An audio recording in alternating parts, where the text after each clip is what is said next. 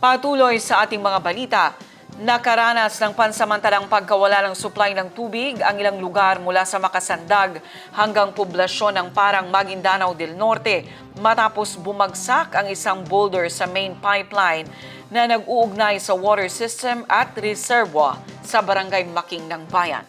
Ang News Now sa report. Bandang alas 11 ng gabi nang mahulugan ng boulder ang main pipeline na matatagpuan sa Barangay Makasandag dahil sa malakas na ulan, dahilan upang maputol ang linya ng tubig mula sa water treatment facility. Kagabi po, dahil sa kalakasan ng ulan po, yung mainline pipe namin po galing sa water treatment facility namin, sa yung pump house namin doon sa Makasandag, naputol po yung mainline namin doon banda sa parte sa Makasandag. Nahulugan po yun ng mga boulders galing sa taas na yung kasi bukid yun sa taas niya. Nahulog po doon sa may kalsada.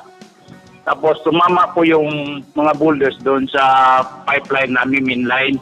Sa ngayon patuloy na ibinabalik ang pagbuo muli ng supply ng tubig sa mga linya matapos ang insidente. Inaasahan namang tuluyang babalik sa normal ang supply kung walang magiging aberya sa kuryente. Kaya pero kanina as of 12:20, na-restore na po namin.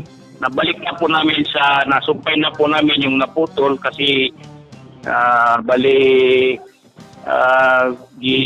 ginawa po namin, gitrabaho po namin ng mabilisan kasi po kailangan po nga namin ng tubig para sa mga consumer namin. Na-restore po namin mga morolis kanina, mga 12:20 at ayun. Sinubukan po namin kung nagalikis pa, wala naman po. Pinadar namin yung kwan, wala pong leakage po. Ibig sabihin po, restored na po, maganda po ang pagkabalik namin po sa main pipe namin. Sa ngayon, patuloy ang pagpupuno at pagbabalik ng tubig sa mga apektadong linya matapos masira ang main pipeline. Dahil sa naputol nito, napalabas ang lahat ng tubig sa system at kasulukuyang pinapump up muli upang maibalik sa reservoir. Inaasahang babalik sa normal ang supply kapag tuloy-tuloy ang kuryente at walang aberya.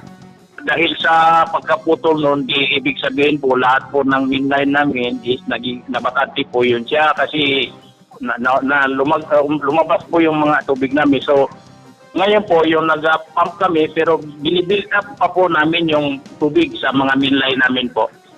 Papunta po dito sa mga consumer namin dito sa mainland po. Pag tuloy-tuloy lang po yung power ng electricity namin po, normal, mga 1 hour and a half po is mabibuild up na po namin lahat yung mainline po namin. So, pwede na po yun, maganda na po ang kwan, makararating na po sa mga consumer namin po yung tubig po. Marcus Uy, iMinds Philippines.